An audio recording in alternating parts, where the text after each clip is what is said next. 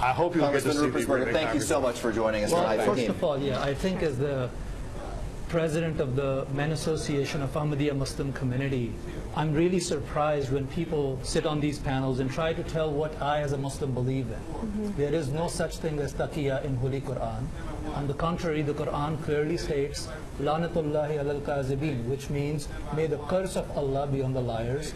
The Prophet of Islam was called the truthful and the trustworthy.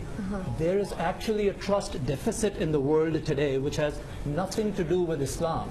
So I want to make it very clear that this, when you make up these points I didn't make it up. Well, I stand by my word. Let me just point out something. Show me the word let me point out to you in Quran, and then we will talk about it. You are a Muslim and you are a peaceful Muslim. I'm I know a very you to be. proud American. You I'm also a very know. proud Muslim, but I'm not going to let people tell me what I believe in. No one's telling you what you believe in. Well, that's exactly how it she's talking about. These are talking points. Let me get my point in. Let me get my point in. No, she is talking enough. I'm going to get my point in. She is talking.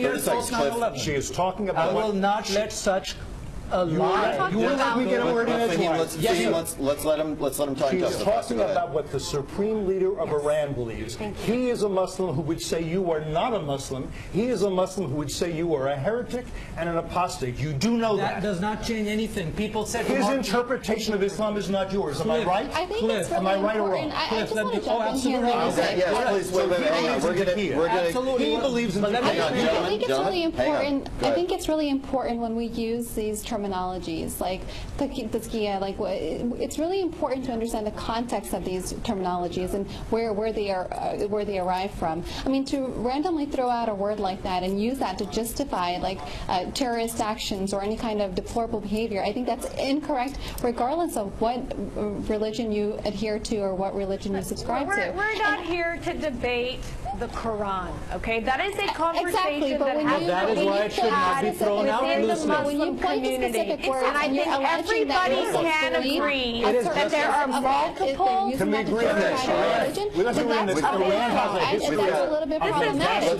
This is what happens. Hang on. Can we agree on that? Everyone, hang on. Fahim, Cliff, hang on one sec. Let's let a point get across, which is theologically wrong. Exactly what happened. All right, gentlemen, hang on. No, Cliff, hang on one sec. Let's let Brooke finish her point from New York. When you talk about Islamist terrorism, when you talk about the fact that a large percentage of Muslims are using the Quran, whether you agree with them that is or not a large percentage. Once again, you're absolutely wrong. This is what happens. This is exactly what happens. You are not allowed to talk about these issues because what they want to do is to silence our open dialogue and conversation about Islamist terrorism. Now, whether you agree with ISIS's version of terrorism or not is completely irrelevant. ISIS's version of Islam is very real for the boys who are being beheaded in the name of their version of Islam. Iran's version is very real. Iran's version of Islam is very real for the women who are hung after they are raped. Let's let Zainab talk for a second here. Go ahead. That can be said for any terrorist organization who uses religion to justify its actions. We have the Lord's Resistance Army in Uganda who uses Christianity to justify its persecution. Is this the CARE representative talking? Brooke, my name is Zainab, and I think are you a representative of CARE, the Council on American Islamic Relations? I absolutely am. Okay, I love your crocodile tears for the American veterans. The Council on American Islamic Relations is a Muslim Brotherhood front organization with ties to Hamas, a designated terrorist group that kills Americans. Why don't you allow the fact that you have the Council on American Islamic Relations on your show to pretend as though they care about American civilians and we're just talking over each other. Let's stop for a second there. Let's stop for a second there. Fahim, go ahead, and then we want to check in with Josie Sturman here. I think Brooke may like a different flavor. So how about an Ahmadiyya Muslim community? We're the oldest Muslim community here in America. We stand for separation of church and state. We've strongly denounced this terrorism. Our Khalifa over 206 countries around the world, there's millions of people following him, and we stand for separation of church and state and loyalty to the country. Here, what I'm trying to tell you, Brooke, your rhetoric will only allow more young Muslims to go join ISIS. We create you are a commercial ad. Your language right now is a commercial ad for ISIS. So successful. You need to allow us, the moderate Muslims, to go and confront their theology. And we are doing that. When you use this kind of vitriolic rhetoric. Listen, that's a conversation that is not going to be solved here in our hour. Let's go to Josie Sturman. She's got the latest now from our social media center. Josie. And as it's heated upstairs, heated down here, also in the social media center, people tweeting their opinions, weighing in on the conversations that our panel of experts are having upstairs. Lots of comments, lots of questions coming in. This woman saying, I have a novel idea. Stop giving money to countries that wish death to us. I know that's an out-of-the-box thinking. And a couple of questions coming in with the hashtag, we want you to remember your voice, your future. Josh Wilcox asking us, Bill Maher has discussed the war between the Sunnis and the Shiites. Would it be better if the Middle East just fought it out? And he's also curious, wouldn't it be better if we sold Iran solar technology so they could better themselves using sustainability? Scott, any panel experts want to weigh in on that? I want to actually go to Kamal Nawash, who's in our newsroom, and we haven't gotten a chance to hear too much from. Kamal, chime in here. What do you think? Well, I'm just glad I'm not in the room with those guys. You know, the only thing, I've heard a lot of people talk about ISIS, and this is something that's important. I think if we do anything, I think the U.S. should be helping to destroy this criminal organization and help destroy them in Syria, help destroy them in Iraq. We have a situation with ISIS where all Muslims and most of the world agree that this is a criminal organization. So maybe we can, rather than talk about what's the cause of ISIS or not, just help destroy it. And in terms of your the last point about, you know, certainly helping those nations with sustainability and helping build their economies, that's certainly, you know, that's certainly something better for America to share with these nations, share with them our knowledge of building economies, of agriculture, of sustainable energy. That's certainly, it would be much better for us to share that with them rather than just share weapons and share wars with those nations. So I would be for that. Let's do this, because ISIL has come up multiple times, obviously. So is Yemen. And I want to talk about what's happening there and whether or not we are learning a lesson immediately that we can apply in other ways. And I want to read a quick quote from an Associated Press article that was published just the other day. It talks about the president's policy. It says, it is a swift and striking transformation for an anti-terror campaign that Obama heralded just 6 months ago as the template for efforts to fight the Islamic State in Iraq and Syria. The shift has left Obama open to criticism that he failed to anticipate the risks of a light footprint strategy that aims to put fragile governments and beleaguered local security forces, not the U.S. military, at the forefront. There is now this discussion as to whether or not we can continue to follow a policy which typically says we don't, and understandably, we don't want to put boots on the ground in every dangerous situation we come across. It might be best to run what some might call a proxy war, in other words, pay for the local governments to handle this and be able to stay out of it to some degree. But in Yemen, we are now seeing the situation deteriorate so greatly that our U.S. Special Forces, our Deltas and our SEALs pulling out, and we don't know what's going to happen there. And a lot of people in the intel community say the biggest danger in that is we don't have ears on the ground, not boots on the ground, ears on the ground, and we can't thwart other attacks because we don't have personnel there. Is the policy that we've been adhering to under this Department of Defense and the Obama administration working, or are we seeing it repeat in country after country in other hotspots, and then we start to see the same chaos unfold? Unfortunately, here's a very quick point. I think everybody needs to stop playing this double game. There is a double game here. Saudi Arabia is also funding the same terrorists that they're trying to tell us that they're trying to squash. Pakistan is doing the same thing over there. Iran, to some degree, may be doing the same thing. And by the way, America is doing the exact same thing as well. So we cannot just, we have to be very honest and authentic and just But can we apply these principles to solve solutions? We have not applied those principles for the past 25 years. We've only applied them in Yemen. There's only one principle, which is national interest. And that principle is unfair.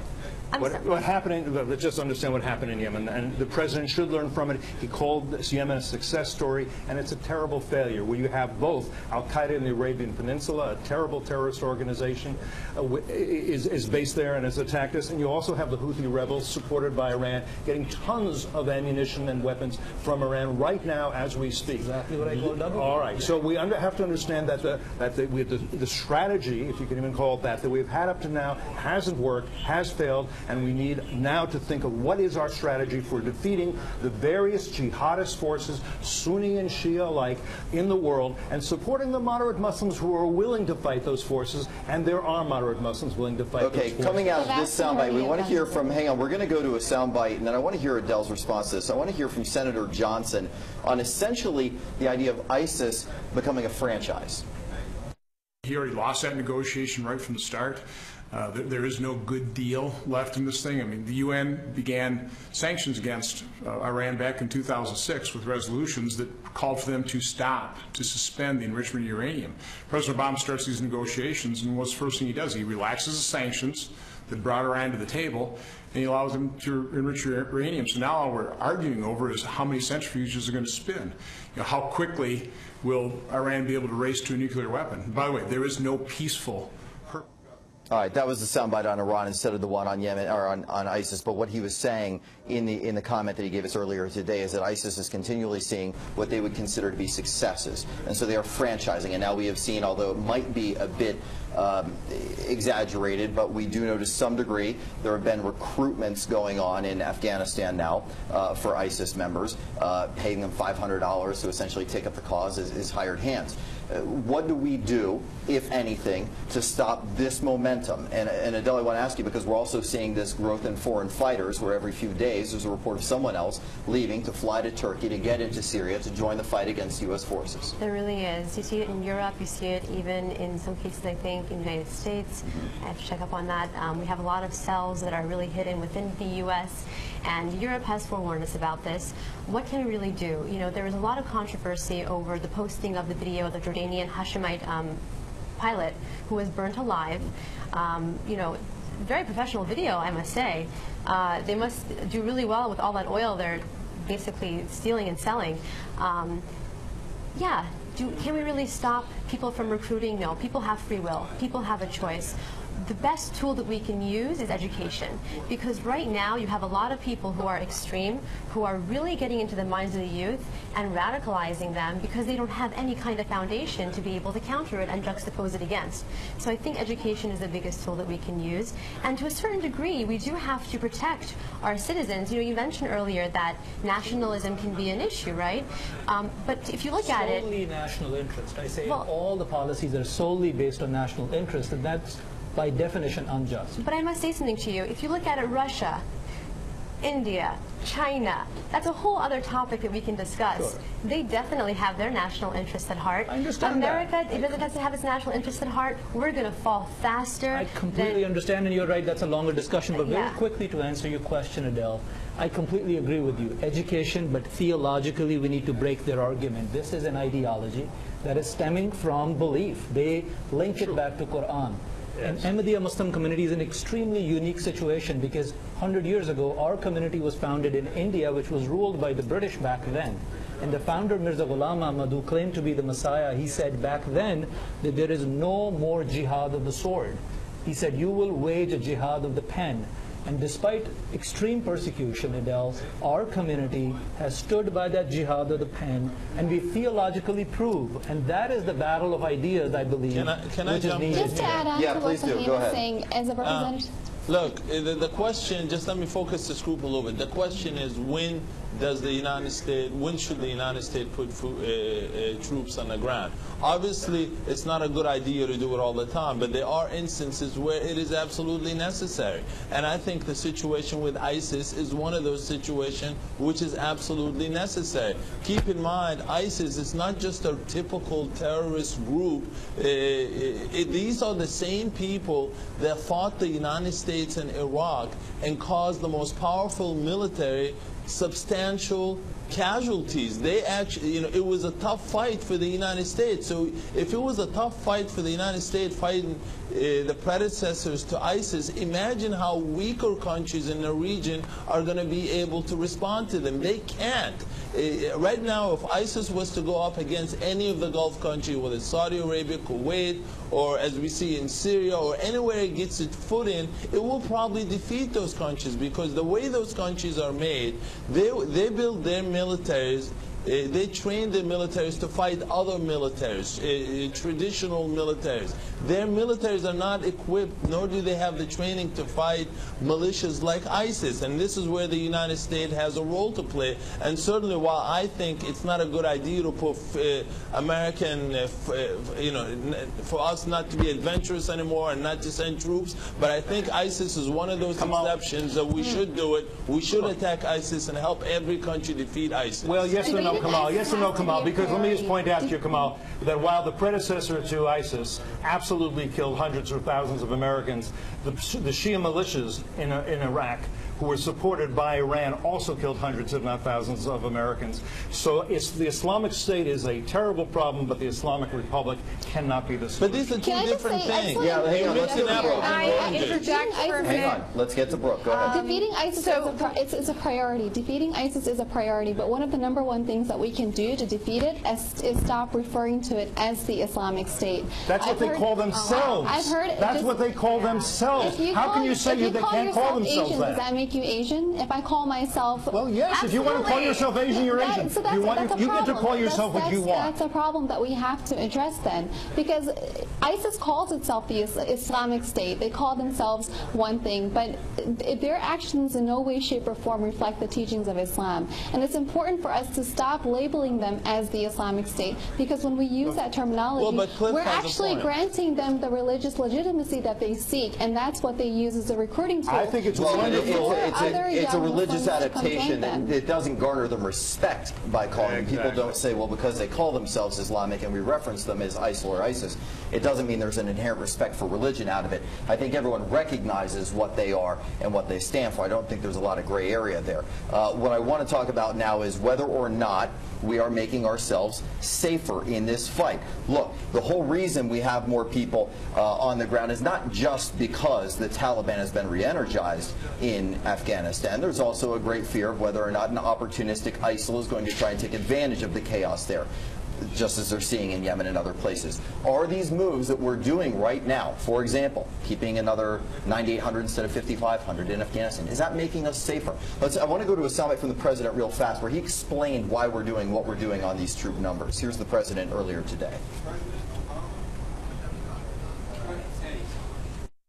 You know, the bottom line is our men and women in uniform make enormous sacrifices. Their families do too. They serve alongside them. This will mean that there are going to be some of our folks who are in Afghanistan under the new schedule who would have been home. But it is important to keep in perspective, first of all, that we've gone down from 100,000 down to under 10,000, that they are not on the front lines because they're not in a combat role. Are we making ourselves safer, Jamal? No, we're not making ourselves safer. Obviously we're not. We're putting another Band-Aid on the problem. We're perpetuating, you know, this war that we've been in for the last 15 years. But are we holding ISIL at bay by keeping those boots on the ground? No, this is again, it's a Band-Aid. I mean, how do you actually deal with ISIL? I mean, we can go to war with them, or we can, you know, I don't hear any solutions here. There's a third strategy that's not being talked about at all. Go ahead, Brooke. We're focusing completely on troops on the ground or not.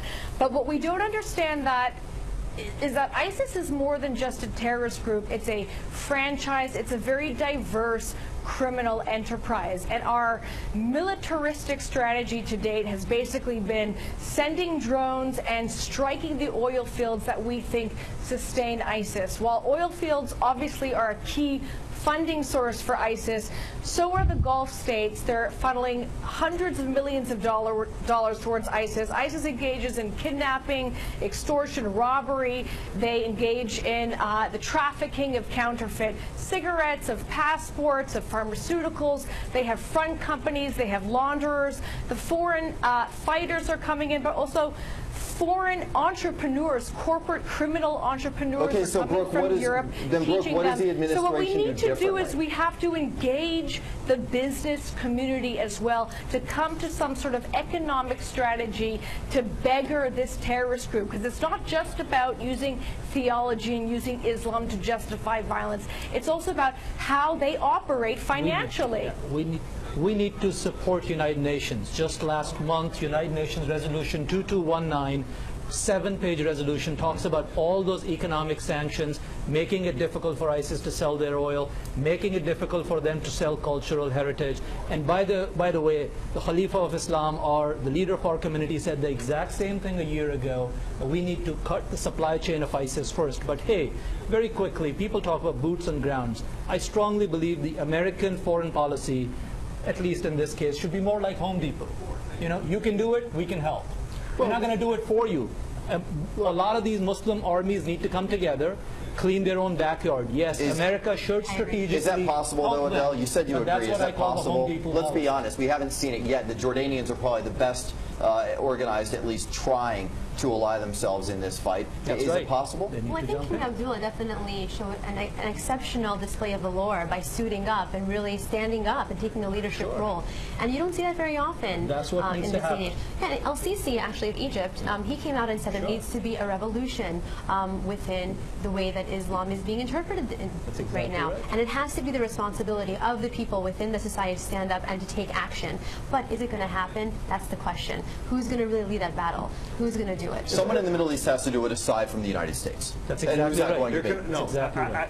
Listen, somebody has to be the world leader. It is not because you want to be powerful, you want to be glorious. Somebody has to take the responsibility. Right. If the United States will not be a world leader, then the Iranians will take over. No, what I'm saying is someone has to rally those other entities from within. The United States has to look upon what's going on now as another Cold War, and it has to decide who will stand up with the United States, Muslim countries, and other countries, and fight against the jihadi forces, Sunni and Shia, like the Taliban, the Islamic State, ISIL, ISIS, call it what you will, the Islamic Republic, all those who are now struggling to bring down the democracies of the world. This is a generational conflict. The United States must lead it, and we must look and see who our allies are and empower them. Empower the Kurds, empower the Jordanians, empower the Egyptians, empower the Israelis, empower all those who are willing to fight against those who claim that they're waging a jihad against the Zionist Crusader Alliance. Okay, over the weekend we saw those threats, the threats to 100 American service members and their families that went online, specifically targeting individuals, putting their addresses out there and encouraging supporters of terror groups to go after American troops and their families here at home. To what degree can you battle that? You can't. That is where we heard these legislators say that they're winning and it's difficult to beat them. These theoretical arguments are fantastic, but can they apply themselves in a way which makes a difference? And I'm not saying they can't. I'm asking, can they? You have two choices. You fight or you surrender. There's no third option. Well, that's a logical fallacy, Cliff. No. I'm not saying you fight only with arms. Sure. You fight with education. You fight with economic warfare. That is what I agree with. The Cold War was fought on many levels. It was fought in clandestine ways. It was fought in economic ways. By the way, on that point, in Cold War, if you remember, more than 40 Muslim countries, who were they siding with? With America. Absolutely. So we need to understand Islam has a 1,400-year-long history. For 1,350 years, you don't see these problems. This is a recent virus, and we as the Ahmadiyya Muslim community and many others in the Islamic faith, I know which side you're on. We are fighting this virus. Can I step in? We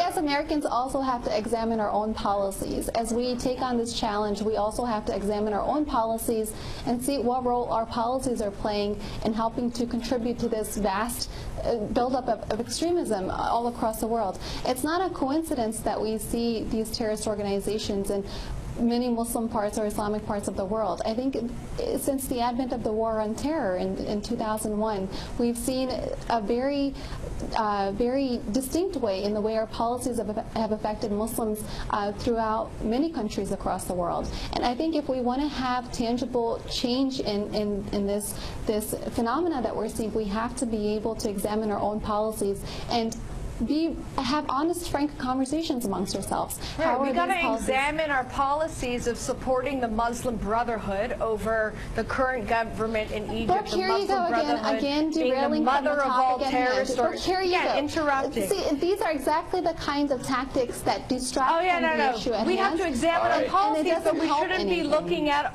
how we support the Muslim Brotherhood. Okay. We have to be examining why we're working with the Council on American Islamic Relations as though it's some sort of representative of the American Muslim community. When the co-founder of CARE has come out and said, I am a supporter. That's for another day, guys. We're going to, real fast, let's go to Josie Sturman. Josie, what's your big takeaway from tonight that you've seen out there online? Well, Scott, we're obviously hearing a lot of heated opinions upstairs, but we want to end on this note from social media. Somebody saying, no, not bombs, no, not boots on the ground, no, in the long run, no amount of violence will end terrorism. Only winning hearts and minds will do that. So no matter what the debate, people saying you've got to go with conscience first, Scott. Well, I think she... Was that from Valerie Jarrett? Completely agree. And we've got just a few seconds left, but it's the first time tonight that I think I've seen everyone nod their heads just a little bit in agreement. So we are appreciative for people chiming in with the Your Voices, Your Future tag. And we want to thank you for joining us on this rather spirited evening. A big news day with the troop-level announcement by President Obama, and a big round of applause for everyone taking part in this conversation, because it was diverse to say the least. Ladies and gentlemen, thank you so much for being here. Thank you for joining us. Have a great night, everyone.